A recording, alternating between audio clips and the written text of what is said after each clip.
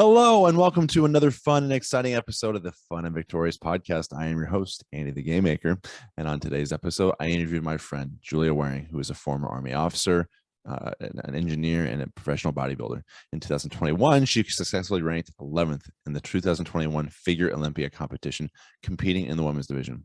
We discuss fitness, health, dieting, and what it's like competing in the bodybuilding world. I had a really fun time talking to her, and I learned that I don't know a lot about bodybuilding and weightlifting, especially compared to her. But before we do that, a quick message from your favorite sponsor for the show, me.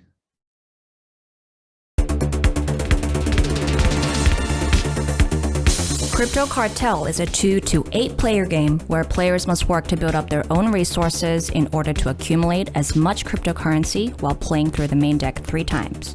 Players earn the ability to earn cryptocurrency as they collect cards of similar types and then exchanging them during the game. Simultaneously, the cryptocurrency gives each player the ability to earn cards from the Silk Road deck. These cards give players the ability to attack their opponents, defend any impending attacks, or fend off the DEA. The DEA cards appear in the main deck during the second and third rounds of the game, forcing a player to give up their most valuable production line. You must develop production lines of multiple cards in succession as quickly as possible, and in order to do this, you must make effective trades with other players. But be careful, get too far ahead and everyone will go after you. To secure your copy of Crypto Cartel, please go to my website at AndyTheGameMaker.com. Each copy you purchase helps support the content of this programming. You can also donate money at the link in the description below, but more importantly, please leave likes and comments for this video. And if you don't mind, please subscribe and hit the notification bell so you can stay up to date with all the content. Without further ado, let's start the show.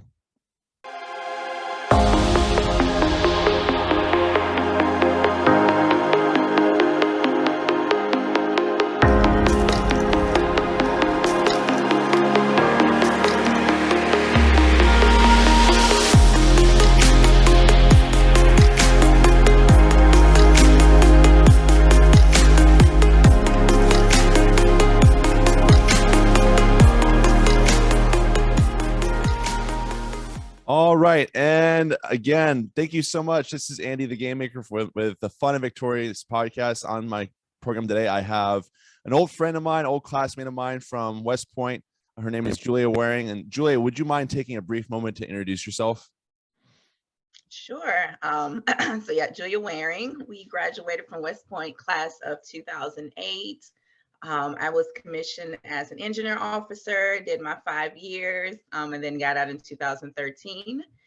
When I got out, I actually ended up doing the same thing in the civilian world. So I worked for the United States Army Corps of Engineers, pretty much doing the exact same role. But also I got out and I had a passion that I didn't know I had for bodybuilding. So full-time engineer, time bodybuilder. I'm also in ministry. I'm an exhorter in the Church of God. So yeah, that's in a nutshell, the 60-second rundown of who I am. So thank you for having me, Andy. No, it's just so great to get reacquainted with you again. I know we haven't really spoken a whole lot over the past couple of years, or several years, as we were both chatting it before we started recording, since like graduation, basically. But I'm glad we're at least able to stay in touch, like with Facebook and what have you. So if you don't mind, I guess the best way to kick off this conversation is like, what was like your general Army experience when you were commissioned as a commissioned officer? Like what were your deployments? Like what were your like major job assignments? Right. So literally before we graduated, my new commander emailed me and was like, we're on our way to Iraq, so you'll meet us there. And I was like, okay, cool. Graduate. Yep. Went through my schooling, OBC, engineering basic. Ended up doing about a 2-week, or maybe it was a 1 week, through Benning to prepare me to literally deploy by myself. Oh, wow. So I found my way to Iraq literally by myself. And then I remember I was in Kuwait and I was just like sleeping in a tent for 2 days. And this guy came around. I was like, hey, do y'all have a plane going to Iraq? And he was like, sure, just jump on. I'm like, okay.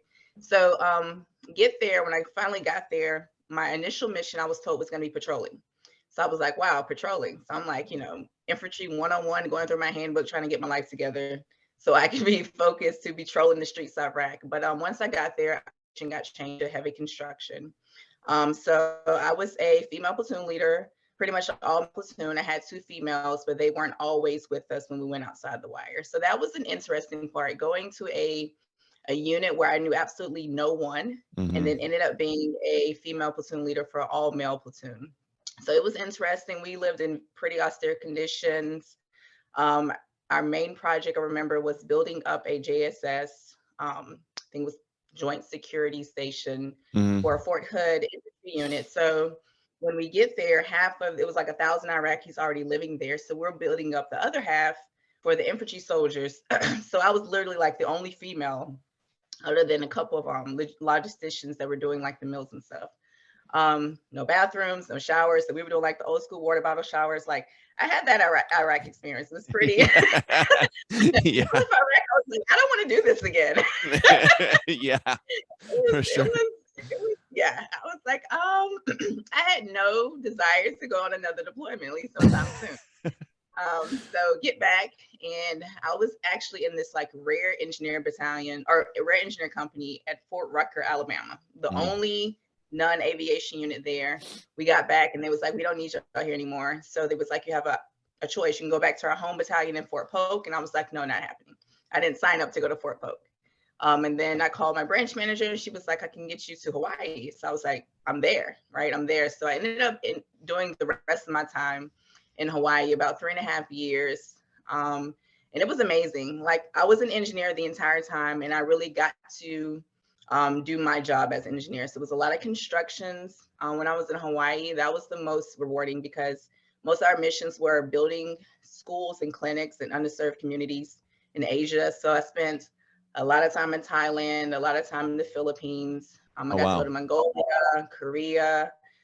So it was really a really rewarding experience. I think I had like 100,000 miles. I was like getting upgrades in first class. Oh, like, wow. Yeah, it was nice. And people were like, so you really want to get out? And I was like, the Army would never get better than this. Like, I appreciate the Army, but I wanted to be on the more technical side of engineering. So that's why I ended up getting out in 2013. So yeah, I had a good experience. That's wow. That's really amazing. I mean, I just the fact that you went to, those far places in, Southeast Asia sounds like, I mean, I'm sure that alone like gave you a lot of really great life experience. And I think one of the things I wanted to ask you about being, both of us coming from the academy, one of the things I always fall back on, at least one of the experiences or pieces of knowledge I always share with people is the Thayer method of learning. And I'm not sure if that's, do you ever think about that? I mean, do you ever think about that in terms of like the things you've done as an engineer or even as a bodybuilder, even, because you said you're doing engineering now as well, right? Yes, very technical. So yeah, I am still an engineer. Yeah. So gonna be honest, you have to remind me what the Thayer method of learning is. So you're good. No. So the whole idea behind the Thayer method of learning is, they told us that we have to teach ourselves before we go to class.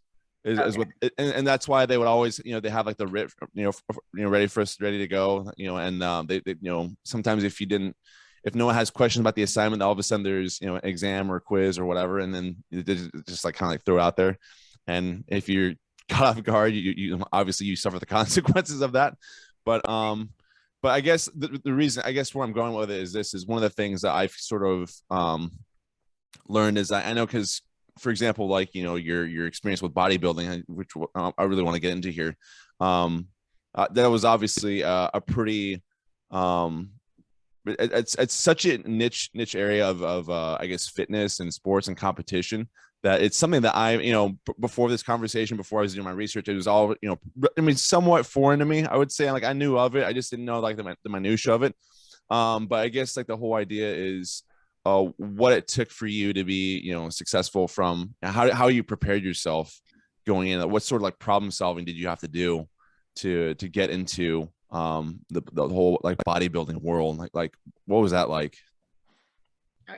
So going back to the Thayer method of learning, even within my career in the military, yes, and I actually appreciated that being the way I had to learn, because the military is like, hey, you came to this engineer unit. Mm-hmm. We got about 6 months before we need an XO. Go be a logistician. I'm like, Mm-hmm. okay, Yeah, let me go figure this out, right? So it was a lot of exactly. like, you just figure it out. So even when I came back to the civilian side, I mean, even when I took my current position, you know, I had a very good resume, but I had never worked as a civilian. So things were a lot Mm-hmm. different than, I mean, the Army, in Iraq, you don't have a lot of red tape, right? We don't have a No, lot of red tape, right, right. even in like Thailand, things of that nature. So I had to really teach myself a lot of things and just kind of figure it out along the way. So that's been my mindset. So even with bodybuilding, going into it, yeah, that's how I started. That's how I started teaching myself. But then I realized, to be great, I needed people around me that knew the sport. Mm-hmm. So I couldn't just kind of finagle my way through, especially when I became a professional. I couldn't just kind of like figure it out on my own. I could have, but it just takes it a lot longer and it Yes. becomes a lot harder. Yep. So I appreciate the bodybuilding world, because I had to build a team around me in order to get me to where I am today. Amazing. And then, But so I what think even was? in the military, we did that within our units too. I mean, eventually you build a team. You know, you Yep. have to figure it out eventually, but eventually, yeah, you have your Yeah. team. Oh yeah, it's like, it reminds me of like when you first show up to a unit, the first person you're going to lean on is, well, you're either going to lean on like your peers, like your, you know, the other junior officers, the other lieutenants, but also the NCOs, right? Who are, they're going to show you two different things, two different perspectives, which is really good. It's a really good balance, I would say, in that regard. And so what was your like going back to West Point? What sports did you do at the academy? I ran track all Okay. 4 years. Okay, cool. Yeah. So, and then, so I guess my other question is, how did your experience in track lend towards, you know, bodybuilding and you know, that whole area, that whole world? Right. So I started lifting weights when I was 14 years old. So me being an athlete had a really big role to play. I was playing volleyball in high school, and our coach was a power lifter. So like at 14, we were in there like squatting, cleaning, pressing, like it Oh was wow. crazy. Yeah. And I fell in love with lifting weights. So even at West Point on the track team, you know, we're squatting, we're deadlifting, because you got to build, you know, Mm-hmm. endurance and muscularity in your lower body, obviously, to keep up in the races. So even when I got out of West Point, I would go to PT, and then I would take like a group of the girls to the gym, and we would Mm-hmm. like, I would teach them how to lift weights. Mm-hmm. So just being an athlete built that love for bodybuilding, the Mm-hmm. actual, you know, going in the gym and lifting Right. weights, even before I even knew what the sport was. So when I got out the military, I was like, I needed a physical challenge. Like I was lost, Yeah. right? So Yeah. I started trying to run 5Ks. I was like, Yeah. I was never a runner in the military, but I was Yeah. like, okay, I started doing 5Ks. I was like, yeah, this running's cool, but it's like, it's not my passion. Yeah. Yeah. So I hired a trainer. Even before I thought about competing, I just hired a trainer for somebody to just push me beyond my comfort Mm-hmm. zone in the gym, because I just love to lift weights. And yeah, so it played a big part of being an athlete and just having that desire to want to push myself and be better physically, no matter where I was in life. Interesting. That's really cool. Yeah. No, I kind of same with me. So like, you know, at the academy I was on the football team, but then like high schools, like you know, high school, a little bit of junior high. That's when weightlifting was starting to be integrated within, you know, the way I look at sports, the way I look at preparing for a sport, and what have you. I guess one of the things I've really appreciated about working out in the gym or lifting weights, I guess, you know, I moved the gym to the garage now versus going out to like 24-hour fitness. But anyways, what I've always appreciated is that it's always kind of instilled a sense of work ethic, and it's really, you know, enabled me to say, okay, like I can really like, if I want to accomplish something, it's just, I think one of the best, I guess, lessons I've heard about, you know, anything, whether it's fitness, whether it's, you know, starting a business, starting whatever, it's all these changes, you know, this goal that you're looking to accomplish. It's these small incremental moves over time, you know, a really long time, really. And I think that's something I've really come to appreciate, where if it's a really big lofty goal, you have to be really, really patient. How can you, you know, with respect to patience, like what's been your experience with bodybuilding in terms of being able to see gains and to get from point A to point B? Yeah. When you first start, the first thing you're told is trust the process, Yeah. right? Trust the process, because you're doing all this work and immediately you don't see the results, but you just have to trust the process. So that's really what bodybuilding is. Bodybuilding is not a sprint. It is definitely a marathon. So you have to, the quicker you get someone behind you, a good coach, Mm-hmm. it can get there a lot quicker. but at the same time, it takes time to build dense muscle. Mm-hmm. I mean, you really don't reach your muscle maturity until you're in your 30s. Mm-hmm. It took time for me to get used to the change in diet. I had to completely change my life, my habits, my eating habits. I really had to completely change my lifestyle. When I was in college, I was eating cookies and Rice Krispie treats every night because I was running track. Yeah. I could burn like 1,000 calories in my sleep, right? Oh yeah, for sure. Yeah. Right. I grew up in Alabama. My mom was cooking like pork chops and meatloaf every night. Like this is what I knew. I was like a Southern belle. I knew how to eat. So it took a while for me to learn how to change my eating habits. I mean, eventually my taste palettes changed. I didn't desire the same things anymore. But the most important thing is like that muscle maturity. If you're going to do it, especially the natural way where you're not taking excessive supplements or steroids, you've really got to have patience, but you've got to be consistent. So you have to be living the lifestyle year round. Like you have to stick to the gym. You can't have 2-3 months where you don't go to the gym at all. Or you can't have 2 and 3 months where you decide that you don't want to eat right. So it's patience is huge. Yeah, that's interesting. It's that reminds me of some things you're talking about with regards to like a diet. That's something I've really come to appreciate. You know, being the guy who's bringing on beef liver to break the ice. But yeah, no, but like in all seriousness though, like I probably had like a radical change in thinking in terms of fitness. And that largely has to do with diet, right? It has to do with the fact that, I, as a grown adult, your body's obviously changing. You can't metabolize the way you did, like, when in your early 20s, right? When especially when like you're doing like a sport consistently around the clock, where I always tell people like being on the football team, it was like having a 9-to-5 job on top of like the academics, just because of how demanding it is. But yeah, I become much careless about much more careful, I should say. I was careless earlier in my life. But I guess, so like, what type of, I mean, like, I'm assuming like you have a very strict diet. Like what does your diet consist of, if you don't mind sharing, for bodybuilding? Yeah, no.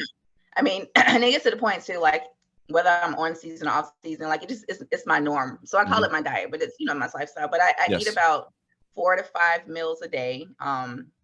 And they consist of about 4 to 5 ounces of protein. So I'm eating anything from chicken to ground turkey, to beef to salmon, to shrimp, whatever. My taste changed. I get tired of some stuff, get to the point where I just can't eat chicken anymore, right? So I'll switch to turkey. I have a couple servings of veggies. And for me, I stick with whole grains. So you learn what your body likes and what your body doesn't like. My body doesn't like white rice, white breads. It causes inflammation. So it's great as it tastes. On a day-to-day basis, I stick with brown rices, oats. I have my share of fruit that I usually eat around my workouts. I'll throw in some fats, whether it's like peanut butter or almonds or olive oil. So this is like my, I would say, even on the off season when I'm not prepping for a show, that's like my 85% during the week. Interesting. Yeah. And then when I go outside of it, like that once or twice a week, that's it. Like that's all I really can take, but that's all I really desire. Because we're eating to fuel our bodies.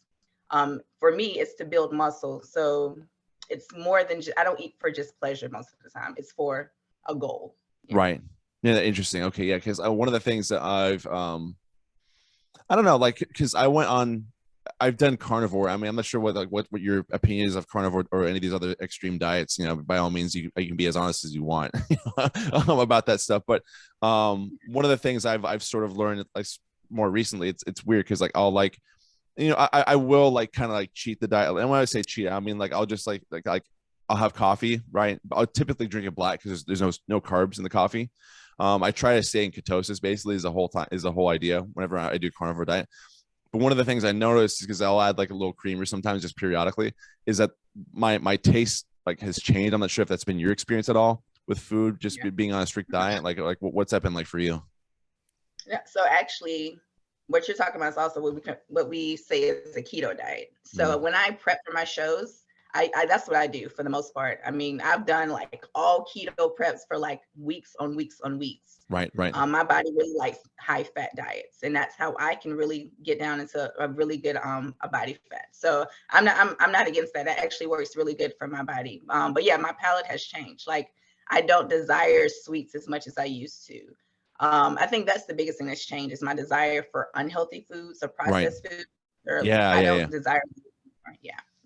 Or Yeah, as much. I won't say anymore. Every now and then I want like a cupcake cookies from McDonald's, but oh my gosh, like Christmas is like the worst for me. I'm telling you, these like big holidays with lots of family, people are like, oh my gosh, look at all this stuff I brought for you. It's like I don't want to be rude. It's like it tastes good, but at the same time, I don't know. I feel like I'm not sure if you've ever experienced this, but like anytime I do eat those like processed foods, I usually have like almost like a not like a hangover, but you know, like you feel like it's like you know, like you're dragging a little bit. You don't really feel like your energy level seems to like dip quite a bit. I'm not sure like what that's been like for you.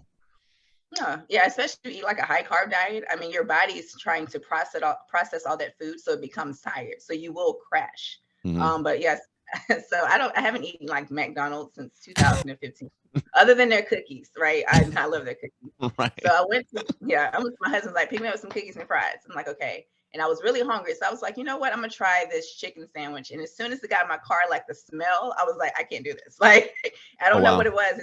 Yeah, I don't know if it's just because I haven't been around McDonald's or like that type of fast food. Like I'll go to Chick-fil-A. I usually go like chicken type places.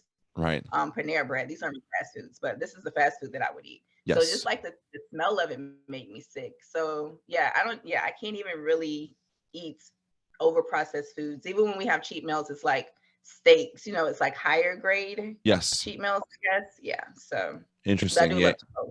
Chipotle's pretty good. It's good. Yeah. Well, apparently the beef at Chipotle is actually much better than most other fast food places Okay. from what I've actually heard.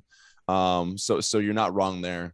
I guess like what do you typically see in like the bodybuilding like community, if you will, like with other competitors? Do they all tend to be on the keto side? Like what seems to be like the main diet that people go for, or diets plural? Right. So I think we have evolved into an era where there is like the macro counting. So a lot of Mm-hmm. coaches will give macros and allow you to fit things that you enjoy. Obviously, there's a food list of, what would be whole foods. So you can get pretty like unique with what you're eating. When we get closer to shows, a lot of people do go with lower carbs because Mm-hmm. it's just it for most people that helps them to get leaner. So they will go a little bit of a time. Maybe just be a couple weeks, it may be a couple months. But it just looks so different for everybody. It depends on your division. If you're a bikini girl, which is a level lower than me in muscularity, Right. you don't have to be as hard or you don't have to be as dry. So you can eat a little bit more carbs because they want you a little bit softer.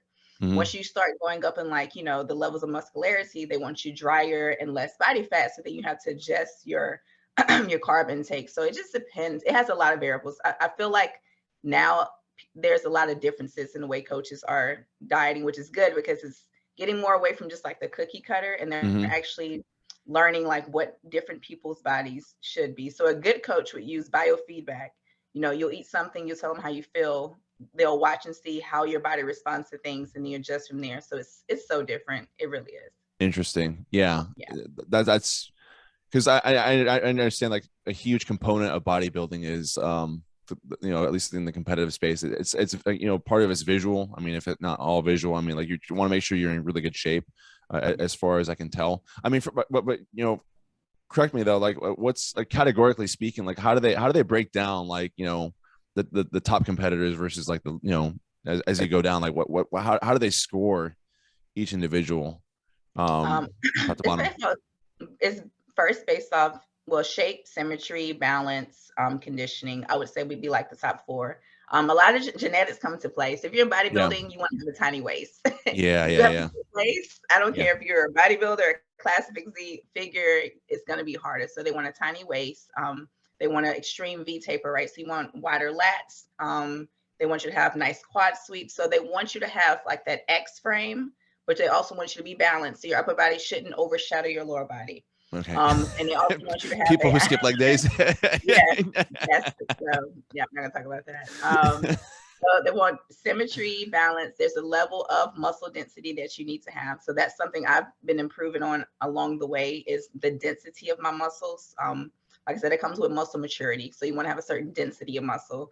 And then it comes down to conditioning because you can have all that, but if you don't come in at the right body fat for the look they want, then you probably will not place. You might find yourself in top 10. But they want to be able to see like the separation between your muscles. Yep. In my category, they don't want to see like striations. As you get into the bigger categories, you can have striations. You want to be able to see like, your ab blocks, right? They really want to see that muscle definition. They want to see where the shoulder separates. They want to see what the different insertions are in the quads. So it gets, I usually go on stage under 10% body fat, easy.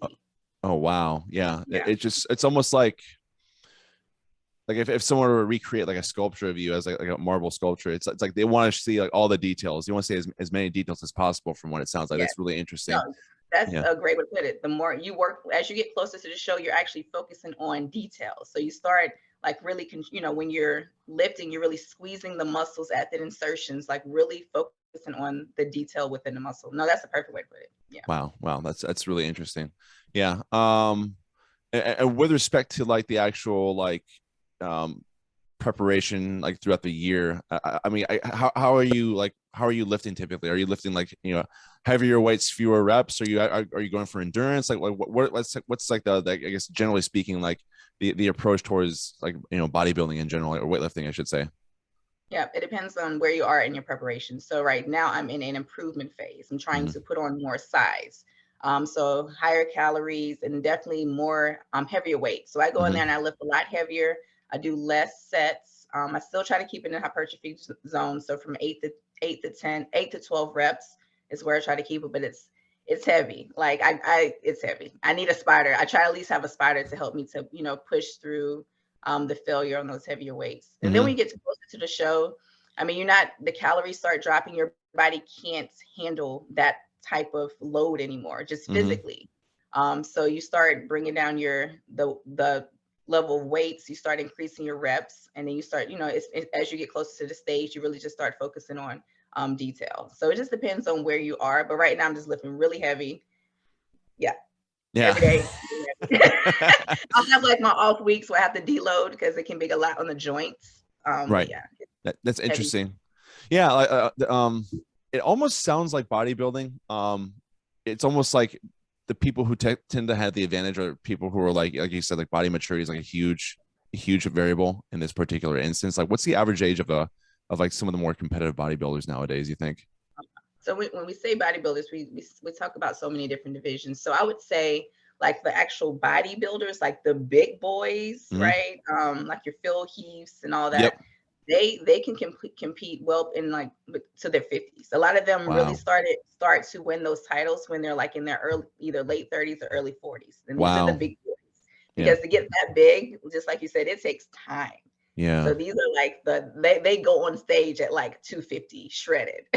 Wow. So they're walking on the off season close to 300. So for them, I would say they can even go until late 40s, 50s. For the females, we usually don't last as long, which is interesting.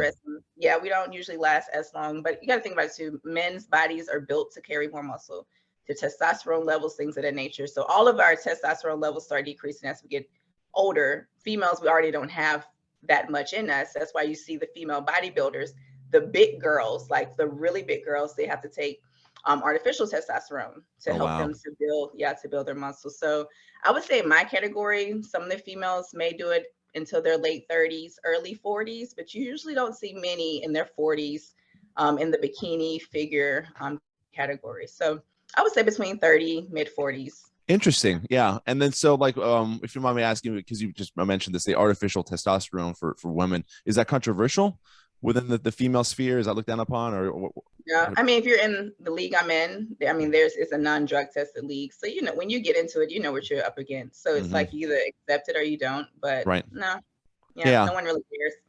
And if you want to use it as an excuse, like, oh, she's bigger than me because she uses steroids, okay, whatever. Like you knew what you were getting into. So no one cares. So yeah, that's the thing, is that's one of the things I hear people talk about. There's because I remember watching, have you ever seen the documentary Bigger, Faster, Stronger by chance? Yeah, no, that's a really great documentary. I actually like that a lot. And just like the way steroid use comes up, and the tends to be pretty predominant in like bodybuilding. I think that's the one sport where where it's like a lot of people use it, I guess. I had to come to make a choice. Like if I chose not to, which I just build based off food, creatine, BCAAs, EAAs. I know that it's going to take me longer to put on more size, so I have to be okay with that. And also, I know that it may get to a point where I may not be able to go to the next level that I want to, and I have to be okay with that. If I don't choose, like if my body gets to a point where it naturally can't keep progressing to the muscle density or whatever that's needed, then I'm okay with that. Like I understand that I'm going against most of the girls I go against are on steroids, but I don't care. Like I have great genetics, thank God. Yeah. I've been Yeah. able to go far off these genetics. So I'm blessed. That's amazing. No, that's really cool. I mean, I guess with like the steroid usage, I mean, do you hear of any like horror stories of like negative consequences for some of these individuals? Like, what are you hearing? We had a couple deaths last year. It Oh, hit the geez. bodybuilding. Yeah, it hit the bodybuilding world hard. I mean, obviously, you never know if that was the cause of their death, but it was a couple deaths that was like right before, like the day before the show. Like we had two really big bodybuilders. Like when I say big, just well known. One right before the Olympia, right? The Olympia. He passed away the night before the Olympia in his hotel room. That's So horrific. it's you just have to understand, like that's why you have to get your blood work done, but you have to understand, like when you use these things, they can increase like your red blood cell count, so that can clog your heart. You know, you never know how much your body can take. So it's playing with fire. It's playing with fire. Some of them people take some really strong diuretics. So it was rumors that one of the females who passed last year, the night before the show overseas, some say it was because of diuretics that she was taking. So you just never know. You never know what your body can take, and it's a risk that a lot of people in the bodybuilding industry that they take. Yeah. Yeah, there's a lot of diuretics out there that people use. Like I know, for example, like I know Explode. I think is it considered a diuretic? No, I mean I'm not sure what You know, you're. Explode. They taking like some pharmaceutical grade stuff. Yeah, yeah, yeah, Yeah. yeah. You know, doctor to get some of that stuff. Yeah. Oh my goodness. Yeah. No, but But I love that the sport. I yeah. love the sport. No, it's great. I think what's really I'm actually learning a lot from from this exchange. By the way, this has been really good. I guess so. It sounds like you've had to really learn about. You've really had to learn your not only just your body, but just like bodybuilding in general from a physiological perspective. I mean, like what sort of like extra homework outside the gym have you done to prepare for this competing like this? Right. So methods of training has been huge because you're not just building muscle, you're building a shape. So Mm-hmm. my training for my body would look different from someone in another division. So my husband, he was a trainer for like 10 years, even before we got married. So he brought that knowledge, and he was a big fan of the sport. He still is. So he brought that knowledge to me. So teach me how to train, different tempos, time under tension, how to carry the heavy weight. That's been, I would say, been like huge for me, is just really learning how to train and pushing towards the comfort zone. It's like a whole nother level. It's like a whole nother, like you have to be like a beast at some point. You gotta have like a beast mentality, right? My Right. husband says my wife's a dog in the gym, because literally I sound like a dog when I'm in the gym, because it's so tough. But it's the method of training and just Yeah. really learning how to just really get uncomfortable has been the biggest thing for me. Oh, for sure. I think that's almost like anything you want to do in life. You want to be Yeah. successful. It's kind of funny hearing you talk about like sound like a dog in the gym. It's like, well, no, but like I think that's you're pushing yourself to a point where it's really obvious. It reminds me of I want to ask you about Planet Fitness, is get your take on that, but also but but like I remember like back at school, for example, we would help out with I might have been like an hour's detail, for example, but like I remember helping out with some detail related to the women's tennis team, and I've never been around like tennis at all, and so to hear them like grunt when they hit the ball, where it's like you when you don't hear it, you're not used to it. You don't know how to take it because you're just like dumb immature cadet. You don't think any better, any wiser. But that's part of like the process of actually being a really aggressive tennis player, is just being able to exert yourself to the point where you make those sounds. As silly as it sounds, but that's just the nature of it. And then so to kind of dovetail what I just said just before this, Planet Fitness, like what's not to like get you to dunk on them necessarily, but I just feel like the way their business model is designed, like the lunk alarms. Are you familiar with the lunk alarms of Planet Fitness? Yeah. My husband's gotten that before. The business model, in my opinion, is to attract people, or a certain type of people that that aren't Yep. aren't that may get intimidated. Mm-hmm. You're just your normal person is trying to get in shape, right? Is trying to get healthy. But I don't feel like that their model is to push them to the next level. I feel like it's to keep them in the same cycle that they're in. Like, why would Right. you have pizzas and Yes. Tootsie Rolls, things of that nature at the gym? Like, it doesn't make sense. So I actually don't feel comfortable when I'm in Planet Fitness, just because I grunt, right? But I can't technically grunt. And it's like, I can't push myself. If I'm not making a sound, then I'm really probably not outside of a comfort zone, and I'm probably not going that hard. So that means it's not being that idea of pushing yourself to that Right. next level. Yeah, I don't know if that makes sense, but I'm not a fan of Planet Fitness. It is my last resort when I'm traveling and I can't find another gym. Yeah. Yeah. No, it's just, what's really weird though. I think they do it for specifically for the purposes of, I guess, the like you brought this up, like the intimidation factor that's related with bodybuilding, because you can see like this big guy who's grunting and he's dropping weights, like, and then the lunk alarms go off or what have you. Like, I remember someone actually making a video, kind of making fun of all that stuff. They put Ronnie Coleman in there. He was like dropping weights, and all of a sudden the lunk alarm goes off. Like, I don't think he'll ever be caught dead in the Planet Fitness. Right. But just to see that and just to hear, just to I mean, because my wife and I, we tried it one time when we were at Fort Bliss in El Paso, and we just tried it out for about a month or so, just like the standard, like, free trial month, whatever. And I was very much turned off by the they gave me out the Tootsie Rolls, for example, the pizza, Tuesdays or whatever, whenever they have pizza. I don't know. It's been a long time, but it's just weird to me. It seems counterintuitive, but I can definitely see someone saying this is, you want to reward those people for actually showing up in some way, shape, or form, even if it is something like that. But I don't know. I mean, I just think that it's not mentally preparing them for what they should be, I guess, approaching fitness, generally speaking. They market it to their audience, which is, yes, bodybuilders are not the audience for Planet Fitness, which exactly. is why, not to put it down, because my mom has a Planet Fitness. I'm like, you need to get up and go to your Planet yes. Fitness, yes. your cardio, like, she feels comfortable. But my mom also is around us, so she can go to the real gym and actually lift weights, and and she doesn't care that I'm screaming. Like, she's like, get it, no, Julie, you got it. But it's so they have a certain audience, which is fine. That's how they market. And just like a powerhouse, they market towards bodybuilders and power lifters. So it's just a different model. It's just one that doesn't fit my lifestyle. So yeah.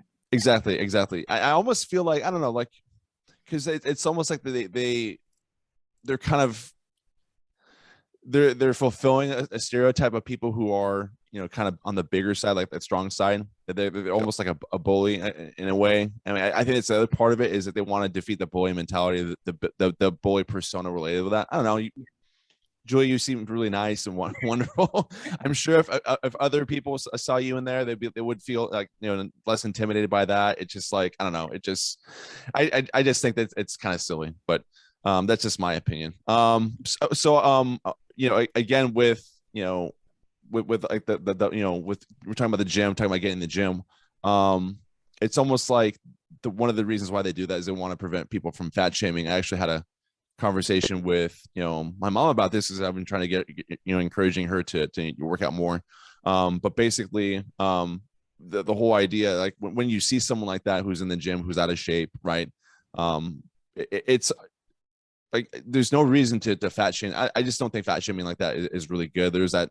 I'm not sure if you remember that controversial scenario. Like, there was some Playboy model about, like, I want to say a decade ago, who filmed some woman in the gym who was like overweight, and she got, like, her membership was like cut, and she was like shamed for like, it was really bad. I can't remember who it was. I have to look this up afterwards, because it's not it's bugging the hell out of me. But anyways, she shamed him so horrifically. It's just like, that's you're doing such a disservice to that person, because it takes a lot just to go from point A to point B, in that instance. And just, again, like, to what we were just talking about, getting out of your comfort zone to do something really good for yourself.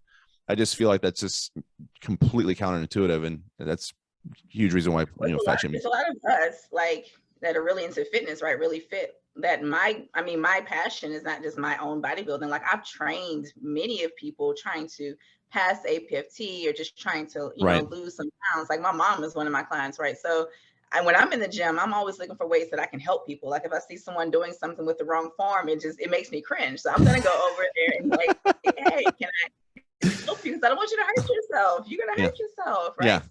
I try to motivate people, but everyone don't see it that way. So so you're coaching now. So that's one of the things I've learned about you recently. So what's it like going from transition from being a competitive athlete to a coach for someone who, just trying to influence people to do the right thing and trying to give them guidance? Like, well, what's that been like for you? All right, so I don't do it as much when I so I actually used to co-own a personal training studio in Fayetteville back in 2016 to about 17.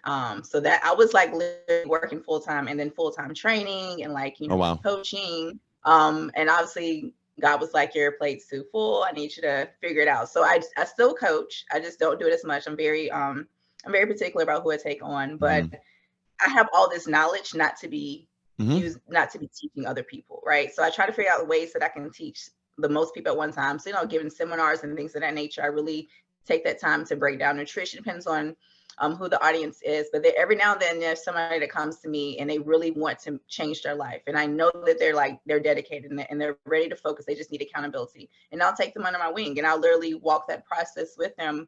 I say let's do at least 6 months, and then along the way I can help them to navigate through. You're not going to be perfect. Like, if you mess up, just tell me, it's fine. Like, I know you're not gonna be perfect. It's about figuring out a lifestyle that you can maintain, not about doing a fad diet. So I don't like put them on these fad diets and say, what do you like to eat? Like, what are the normal foods that you like to eat? Okay, so let's incorporate that in a healthy way. That's awesome. And then, yeah, and it's by teaching them that, then usually they can pass it down to their children or their families. So even though I don't do it on a large scale, I every now and then the spirit pulls me to help certain people, and it's been very rewarding. Yeah. That's really cool. There's a couple of things that you just said that I thought were really cool. It's like you're encouraging people to go down, like, especially with diets, like you're teaching them to go down a path of least resistance, where it's like, yeah, just emphasize the things that you really love, that you love to eat and love to consume, and then just emphasize on that, and just use that as a way to kind of lead into better fitness. Yeah, and then also I can't remember the second thought. Just no, lot of great things in this, and like a lot of things that you're sharing. It'll come back to me eventually. Yeah, no, but yeah. So with respect to like bodybuilding and everything that you got going on, but you said you owned a studio, and that didn't work out. Like, you just like. Whew, that's a long story. So yeah. I co-owned a personal training studio in Fayetteville. So the person that originally went into business together, he actually was like full owner, and I was just helping to build it. So we opened it in the beginning of 2015, and literally, no, I think like 3 months into it, he was killed by a drunk driver. Oh, wow. So, yeah. So when I say this is a long story, Jeez.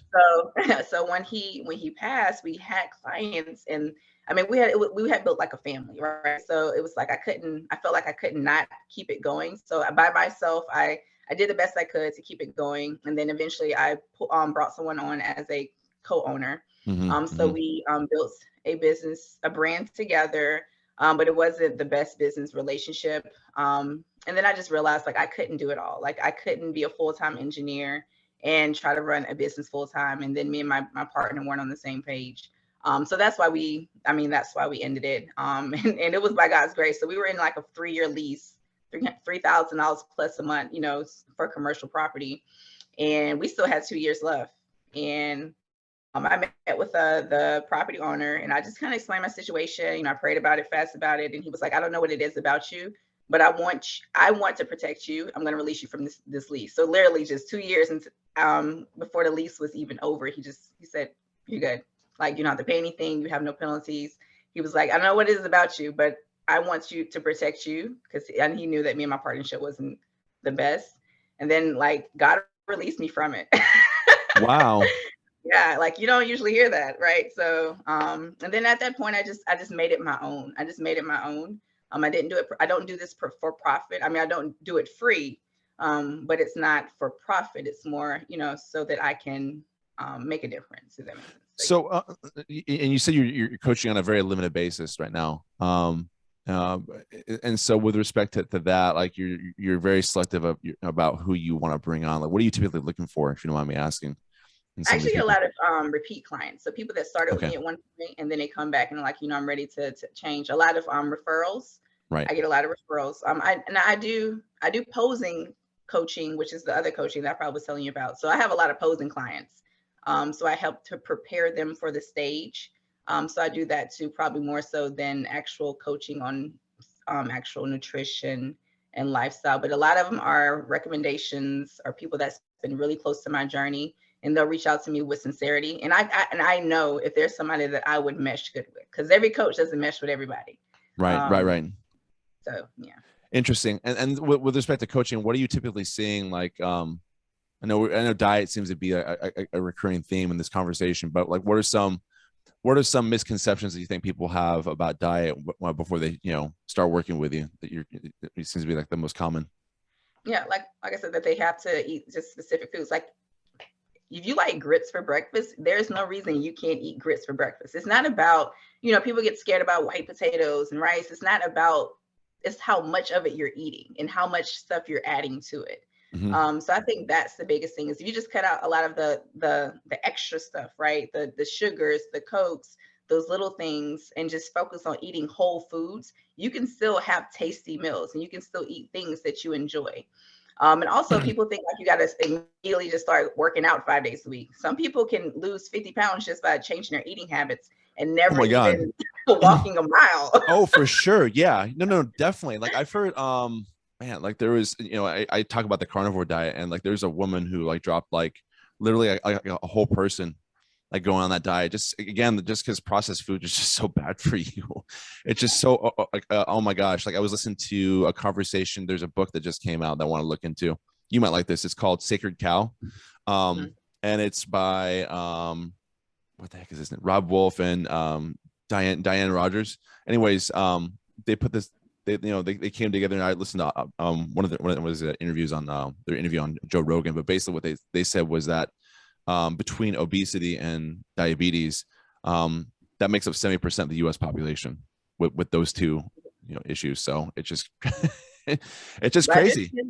I think it's important that people do at the beginning track their calories so they can understand how much they're putting in your body, because you don't realize like a salad from Zaxby's, they're so good. They're like 1,000+ calories, but you're thinking like I'm eating a salad. So I do think it's important for a little time to track your foods, just so you know like exactly what's going into your body.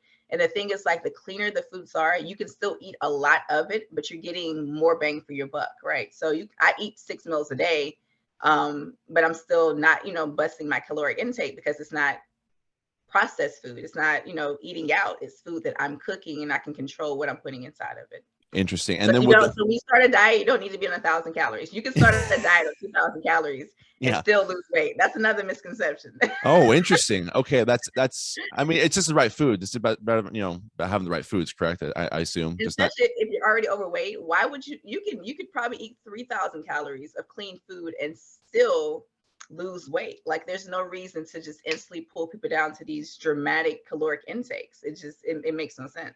That's interesting. Yeah. Yeah, dieting is totally underrated in terms of the scope of fitness. I think it's consistently overlooked. I mean, I overlooked it for a long time just because I could, right? Just because I was, really, really in shape for a long. I mean, I still consider myself to be pretty well in shape compared to. I mean, I'm not diabetic. I'm not obese, so I'm in that 30% category. If that number is actually true, which it might be, it might actually be. So what was the biggest surprise from a diet perspective that you've learned as a bodybuilder? I would say from a diet perspective, how your body reacts to cleaner food, just the amount of energy that I have, right? That would probably be like, from a diet perspective, it's just how, not even just the food, getting enough sleep, like how that just really just, I feel like a whole new person. You're not constantly putting trash into your body. You just have, you have more energy, you have more stamina. Like I said, if you're eating a lot of carbs, your body's trying to process all that food, and you're feeling tired and sluggish. And it makes a difference. It makes a difference in your performance, in your health. Drinking more water keeps your digestive system going. So a lot of these little issues that people deal with, if they would just kind of clean up their diet, drink more water, get a a couple of days of exercise, and they'll realize like those things can be fixed naturally. Many Okay. of them can.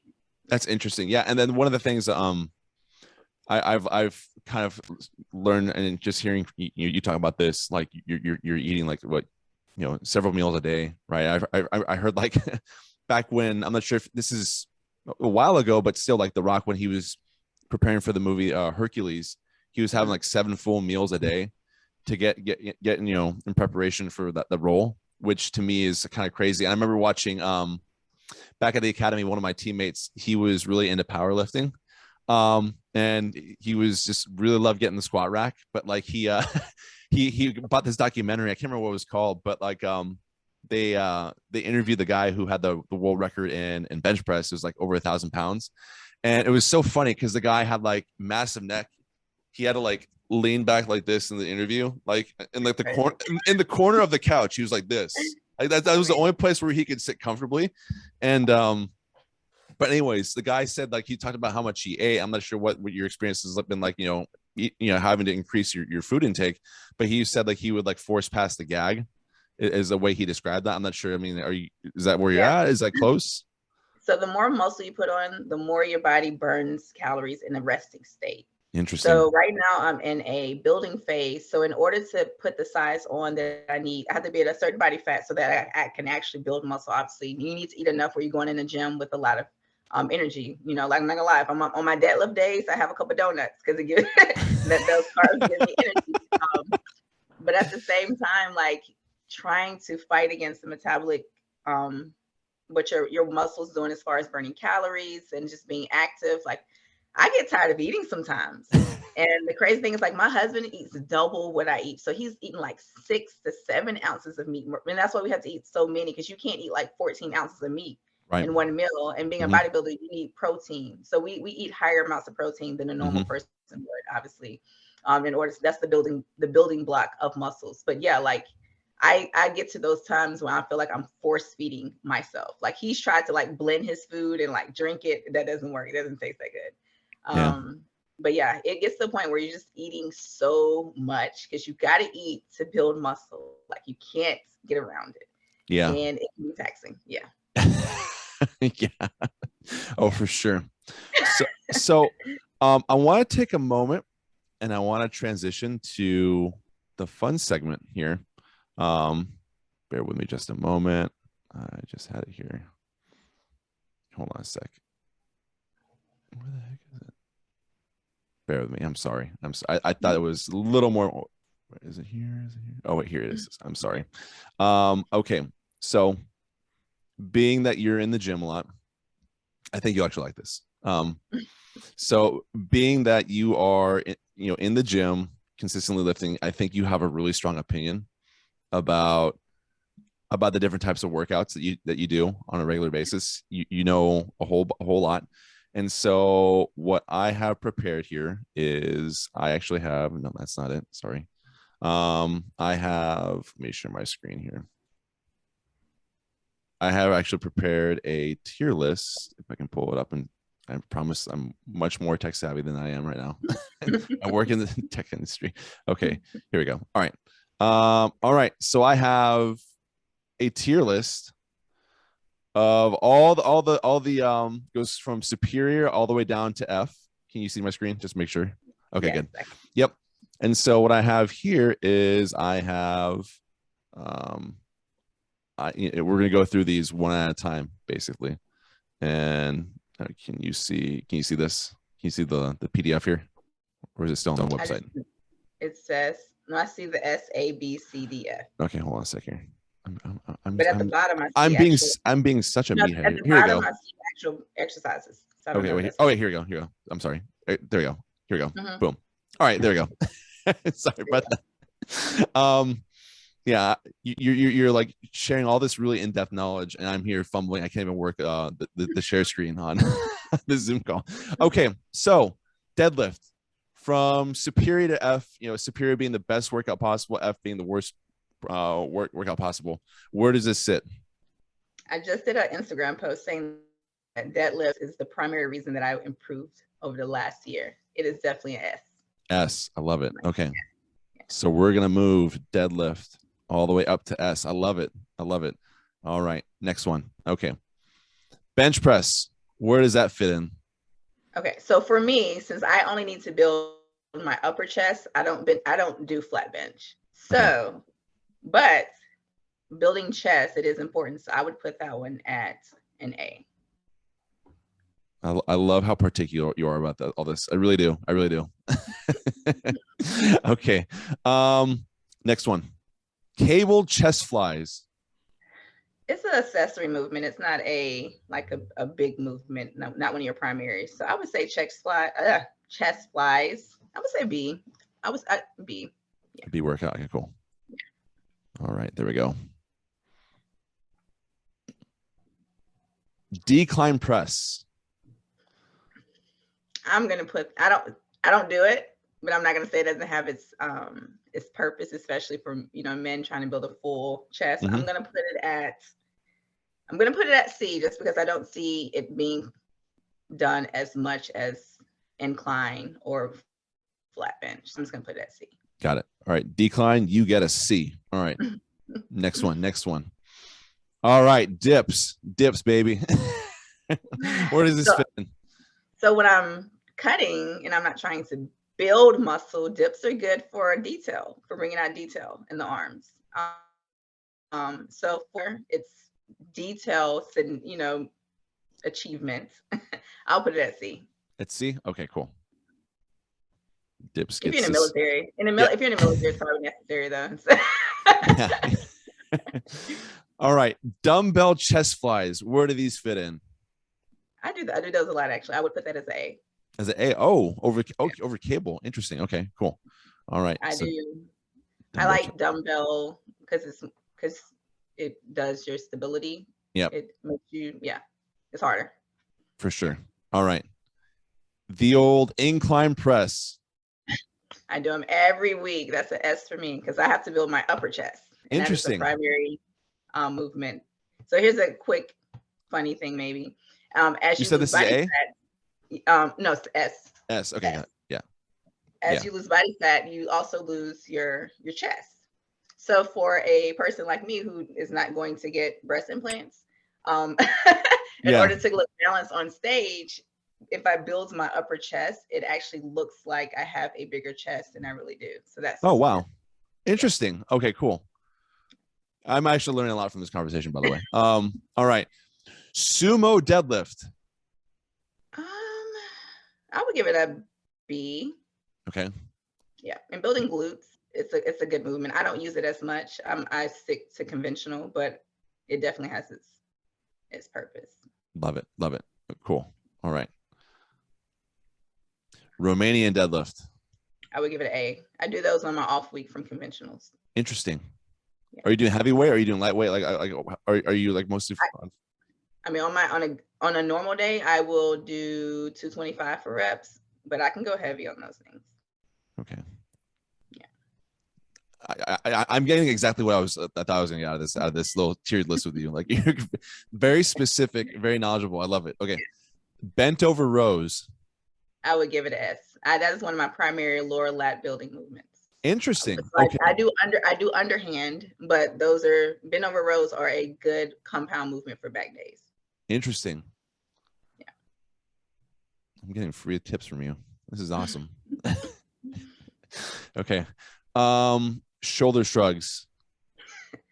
For me, I would. Okay. I try to think about it outside of this, Julia. I don't have a reason to build my trap, so I never do shoulder shrugs. I would give it a C because I know for men the traps are important. Okay. So I'll give it C. I'll give it a C. A C. But you will never see me do a shoulder shrug ever. Interesting. Yeah.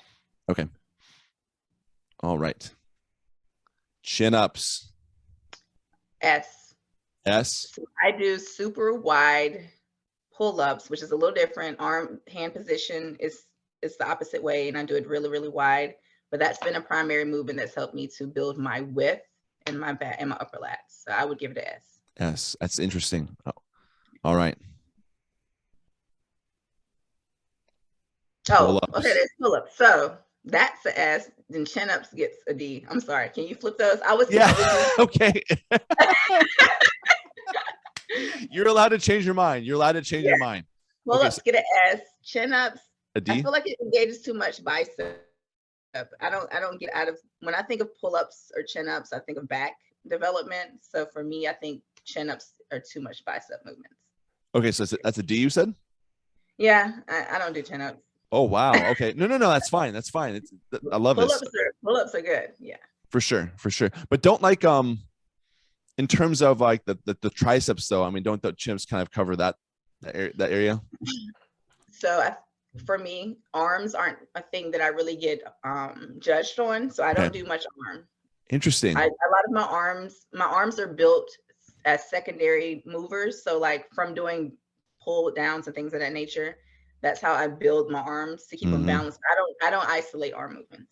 Interesting. Yeah. Okay, cool. No, this is awesome. Squat, baby. S. Let's do it. S. Oh, I love it. I think no, in all seriousness, I think the squat is people don't love doing the squat at all. It's like, just generally speaking, people hate it. People hate the squat. Now I will say I can no longer do free squats just because of my knees. So I still do Smith machine squats. But if I could, like when I was doing them, squats were like an every week thing. So yeah. Okay. Free squat. Okay, that's awesome. Yeah. I feel like, I'm not to spend too much time on the squat and sharing my appreciation for the squat, but basically I feel like it's such a fundamental workout for it's like your center of gravity for fitness is the way I look at it. Yeah. I mean, you can't build full body mass off of squats. Yeah. And not to mention you use your legs every single day. So you're showing love to your legs. You know what I'm saying? Like, to get from point A to point B, whether you're running, walking, or whatever. It's like, whenever I tell people, whenever I talk about fitness, I say, there's like, I always focus on cardio as like my core to kind of get to be like fitness centric. And then squats is like one of my main go-tos in the gym for sure at a bare minimum. Cool.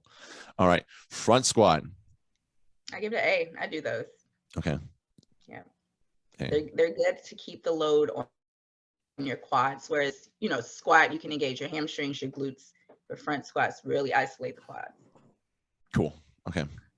Yeah. I actually do front squats in the garage. I don't have like a squat rack yet.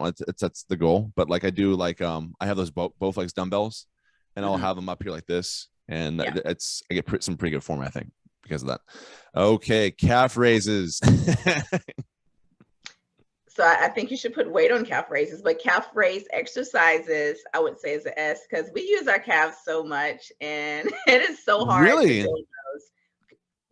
Calves are the hardest things to grow. If you don't have calves, like you see people with the big calves, I promise you they're genetic. But to build calves, you gotta put some work in them. So I think calf raises are important if you want like a full complete physique. Interesting. Okay. I neglect my calf raises, to be perfectly honest. I really do. I neglect it. That's probably the one. It's been a while since I've done a calf raise, to be perfectly honest, but I was not expecting an S. That's pretty amazing. Okay, cool. Yeah. I should do them more, so I'm gonna push myself now to do them more. Cool. Okay. Leg curls. Oh yeah, that's S. That's one of your basic hamstring movements. Okay. Good. Leg curl S. All right. Leg extensions. S. That is one of those basic quad movements. Awesome. Okay. And then I got a couple more here. Shoulder press. S. S as well? Week. Yeah. That's how I build the mass in my shoulders, is either military or dumbbell or the shoulder press machine, but some form of shoulder press movement is how I built my mass in my shoulders. Interesting. Okay. And then last but not least, the old bicep curl. Yeah, I don't do arms. But they are pretty important if you want to build arms. So I'll give it a B. B? Okay. Interesting. All right. And here we have it. So your top tier, like your S's are the deadlift, the incline press, bent over rows. Was not expecting that. the old pull-ups, front squats. I'm sorry, front squats, barbell squats, back squats. I didn't want to change my calf raises. Yeah. I am gonna change them. Okay, so let's put calves at B. They're important, but they're not that important. Fair enough. Fair enough. Okay. Yeah. Okay. Squats, leg curls, leg extension, and shoulder press. I almost feel like this is like, and I guess if you had to go in the gym like real quick, let's say you had like 10, 15 minutes, like what would you do? Like, which of those workouts? I do one body part a day. So that's why they're all important, because I do all of them every week. Interesting. Yeah, okay. I do one body part a day. Yeah. Interesting. Cool. Okay. Well, awesome. Well, that was really cool. I really had fun with that one. So, no, but this has been a really great exchange, Julia. I really appreciate this. It's been really insightful. You clearly have a lot of knowledge with bodybuilding. I think it's really great. I've learned a lot. Even just through that little tier listing that we did was was really great. I learned a lot from that. And then is there do you have like, if someone has questions about bodybuilding, like how should they reach out to you? So they can send me a message through my Instagram, which is Jujubee, JUJUB_wearing, WARING. Or they can send me an email. It's juliaelitepro@gmail.com. So Awesome. those would be the two primary ways to contact me. Yeah. Right. Awesome. Well, Joy, this is a lot of fun. I learned a lot. It's exactly what I was hoping to get out of this conversation, just because it just, in terms of just, again, because it matched what I saw like on watching you from afar, and just reconnecting you with just like basically confirm like what I was seeing. It's really true. And I guess one more question before we go here. It seems like there's among our classmates, there's at least a good group of you who is really getting into this. Is that still the case that you notice, like with the people that we know? So a good amount of us started, mm-hmm. but as far as taking it to the next level, I think not many of us have actually maintained it. Mm-hmm. So it's a few of us, but not a lot. Yeah, life circumstances probably. I know a lot of us that has at least tried it once, right? Tried it once. Yeah. But that's still really cool. I mean, the fact that you all at least tried it once, because I mean, just the first go around, I can't imagine, doing something like that new, so new and so different. It's probably a lot of work and effort into that. So, but awesome. Well, Julia, thanks again. I really appreciate that, and look forward to the next conversation. All right, sounds good. Thank you for having me. For sure.